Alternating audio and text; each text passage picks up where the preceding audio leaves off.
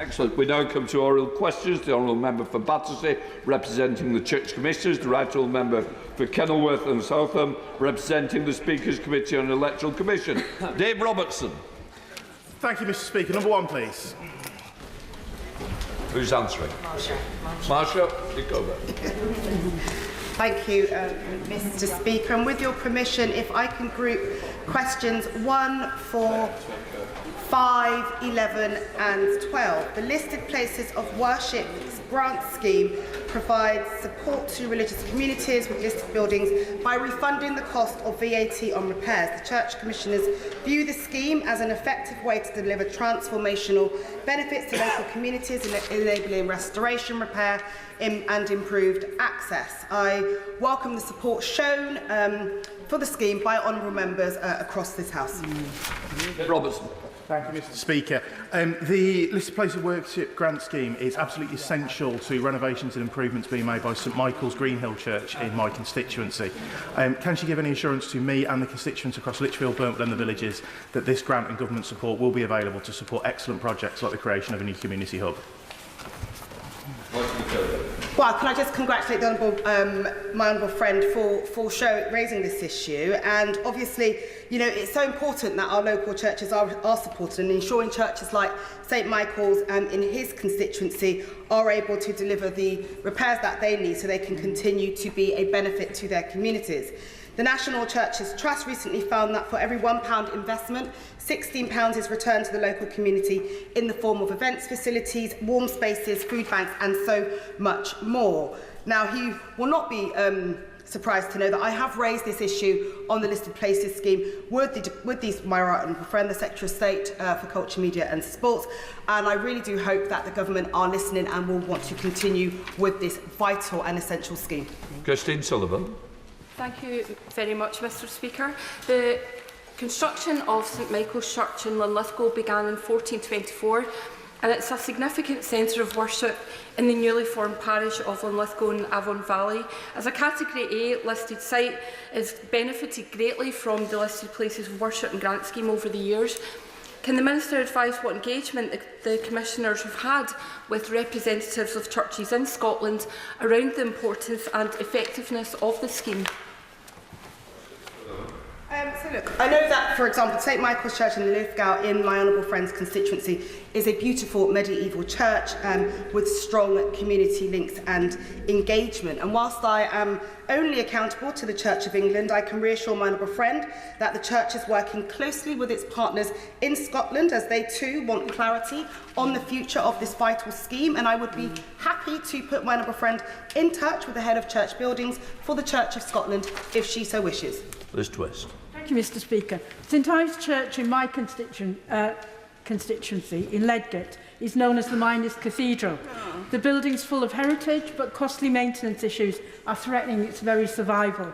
Now, the church has secured grants to fund temporary fixes, but a long-term solution is desperately needed. And they tell me that reclaiming the tax can make all the difference. So can I ask the Commissioner, can she reassure me that schemes like this can continue to help churches like St Ives? Again, I thank my honourable friend for her question, and I know that St Ives Church is a cornerstone of that community, and also just to congratulate the congregation for the funding that they raised in terms of stabilising some of those churches' structures. Obviously, the grants from the Buildings for Missions Fund is available from the diocese and may help with some of the future work. However, we all know the importance of the listed places of worship scheme, and I will continue to raise this with the Secretary of State. But I do hope that the government are listening and they will come forward, as the scheme is due to end in March, and we certainly don't want that to happen. Ruth Jones. Thank you, Mr Speaker. Over the last 2 years alone, Newport Cathedral has reclaimed over £87,000 under the Listed Places scheme. When they soon come to repair the tower at an estimated cost of £1.1 million, that will add a further £220,000 to this bill. And if this cannot be reclaimed, it will delay the project even further. The cathedral provides crucial support to schools, charities, refugees and the homeless. So does my honourable friend recognise the importance of the scheme in not only saving significant heritage treasures, but also in preserving these vital services?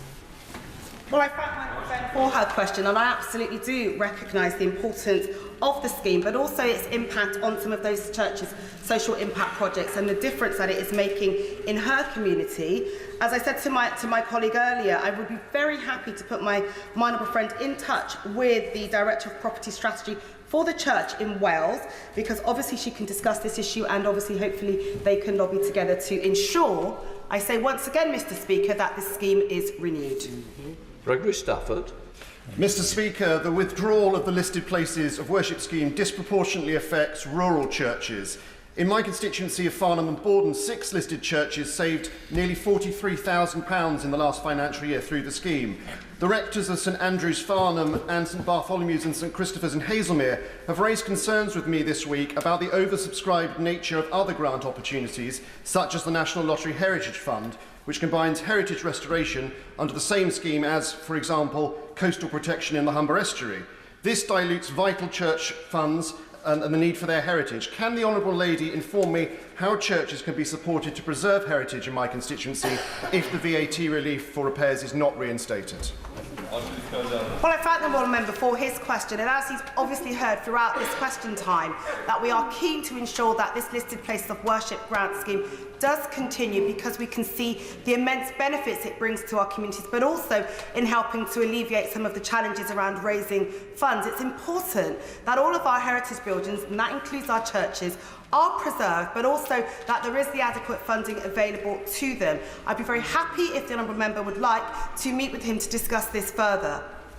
Sir Desmond Sway. Mr Speaker, the scheme was designed to address a perverse incentive in the VAT rules that favoured demolition and rebuild at a time when we were unable to change those rules. Post-Brexit, we can now do so. Will the Commission draw that to the attention of the Treasury bench? Yes. Sir Christopher Cho. Thank you, Mr Speaker. Will the Honourable Lady therefore support my private member's bill, which is coming up in March and is designed specifically to exclude from the VAT regime repairs to listed places of worship? I will have a look at his bill. Thank you. Jamie Stone. Mr Speaker, I too want to refer to the land of Calvin oatcakes and Sulphur, Scotland. In a village I used to live in my constituency, there is a lovely old Church Scotland church which has been bought by a former member of this place, and it's in really bad condition. It's upsetting the local people. Could I ask the Honourable Member if best practice could be shared north of the border with planning authorities and with heritage organisations? I'd be most grateful. I thank the Honourable Member for his question, and I will certainly share his thoughts, but I'm happy to write to him further on other spaces where he can obviously get more information about how he can support schemes in his own constituency. Thank you. Jill Morrow. Number 2, Mr Speaker. Thank you, Mr Speaker, and with your permission, I would like to group questions 2, 7 and 8. Now, the Macon report made clear the devastating abuse suffered by children and young people at the hands of John Smythe. I raised the need for the Macon Review to be a defining and watershed moment for the Church in a meeting that I had with representatives from the Archbishop's Council.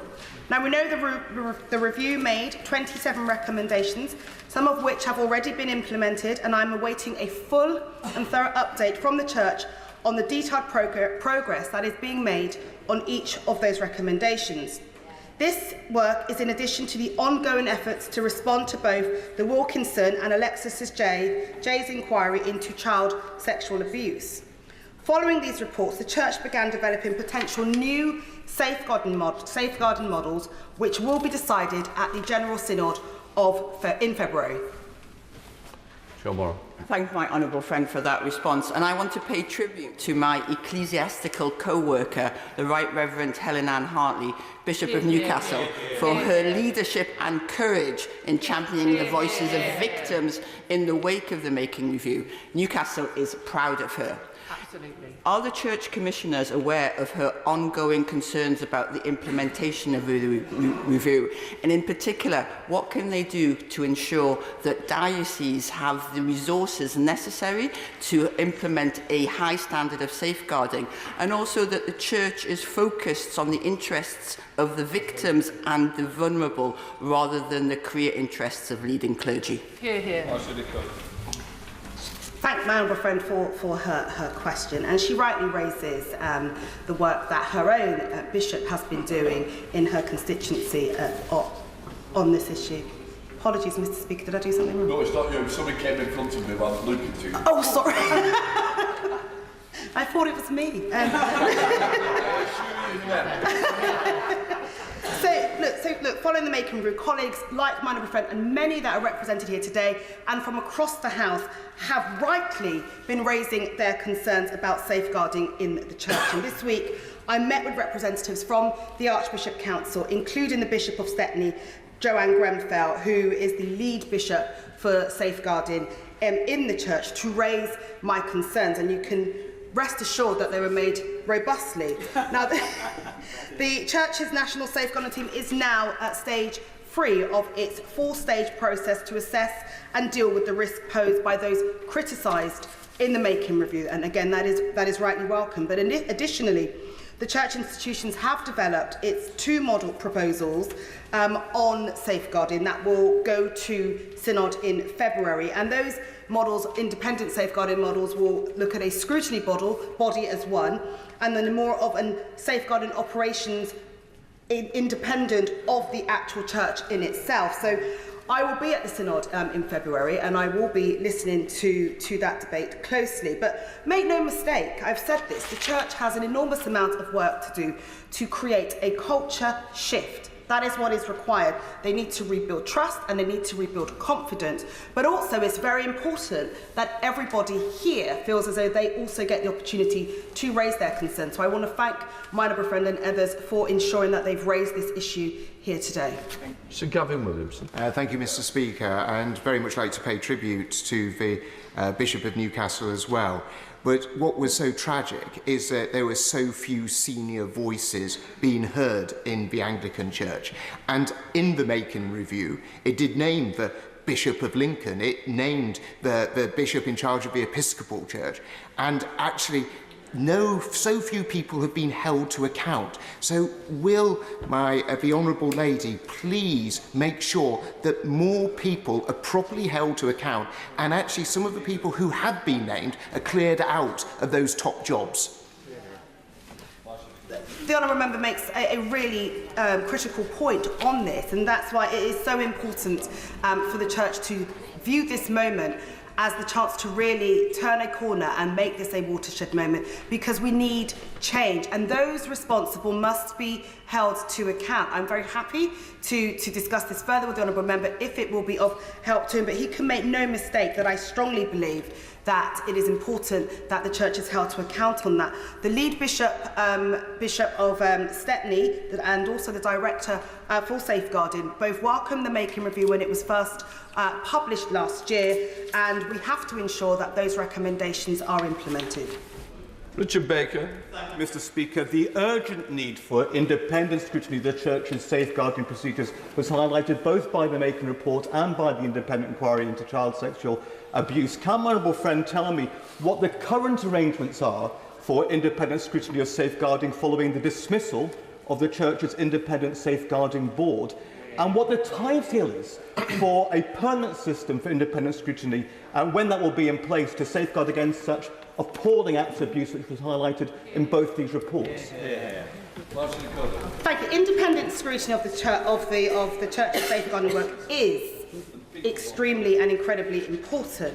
Now, the Church commissioned a series of audits on dioceses and cathedrals from the independent safeguarding experts, and several have been completed and they have been published. Now, the independently chaired National Safeguarding Panel, which includes victims and survivors among its members, currently scrutinises safeguarding. But as I've already pointed out earlier, proposals to strengthen scrutiny in the Church will be voted on at Synod next month, and the Church will then have to go on and create a plan for implementation from these models once the right model has been approved at General Synod in February.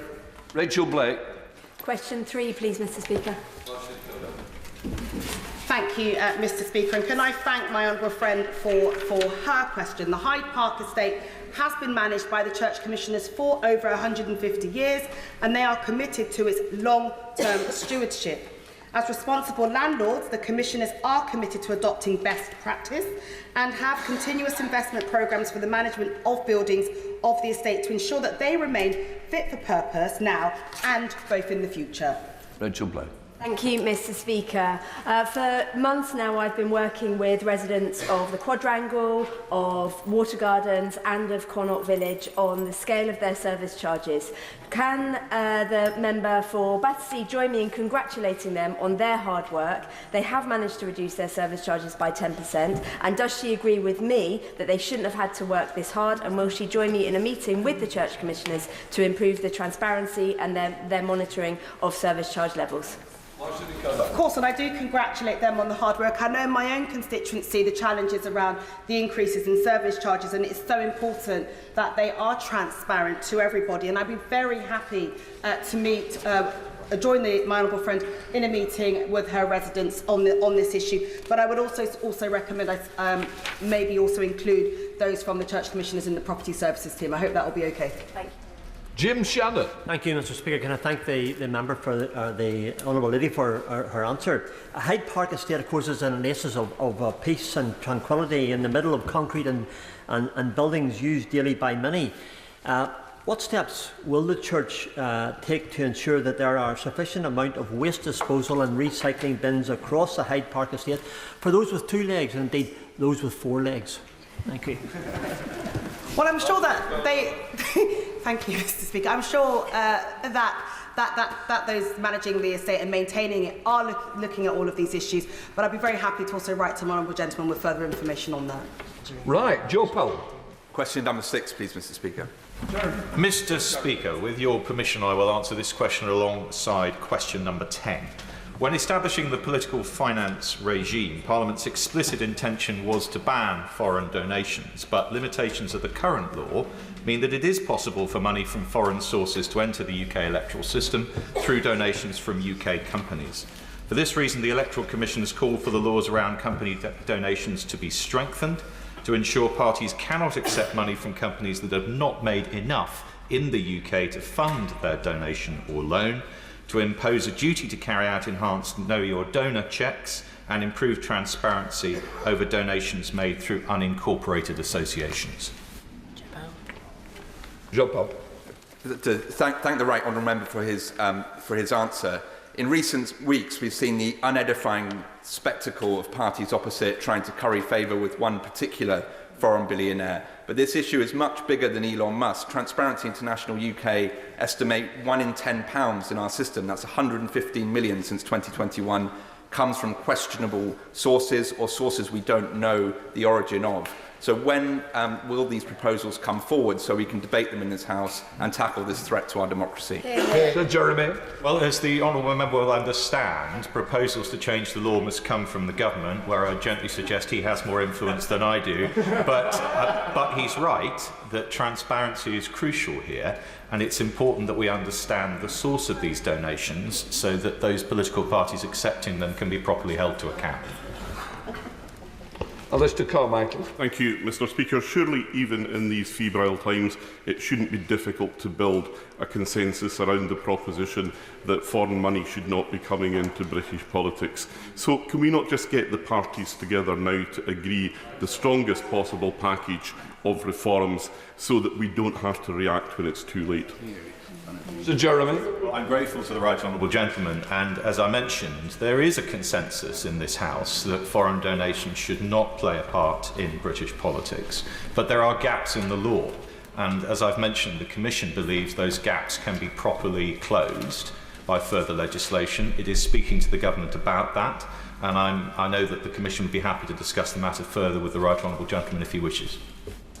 Patricia Ferguson. Number 9, please.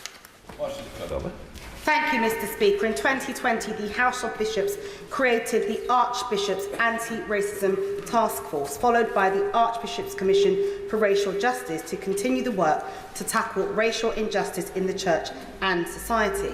And in February 2024, the General Synod voted unanimously to continue efforts to address racial injustice across the Church. Thank you, Mr. Speaker, and I thank my honourable friend for that answer. The Church's work to recognise the importance of diversity and proactive anti-racism work is very welcome, but I wonder if she could tell the House what steps the Church is taking to address its historic links to the slave trade. Thank you, Mr. Speaker. Now, the Church's role in slavery is truly shameful, and it is only right that the Church has taken action to recognise its links to the transatlantic enslavement of Africans. And whilst no amount of money will ever be enough to repair the horrors of the slave trade, the Church Commissioners Project will set aside £100 million over 9 years for a programme of impact, investment, research and engagement. And it is hoped that this fund, Mr. Speaker, will continue to grow over time and reinvestment returns. Investments in grant funding will be directed towards creating a fairer for particular communities that have been impacted by the enslavement of Africans.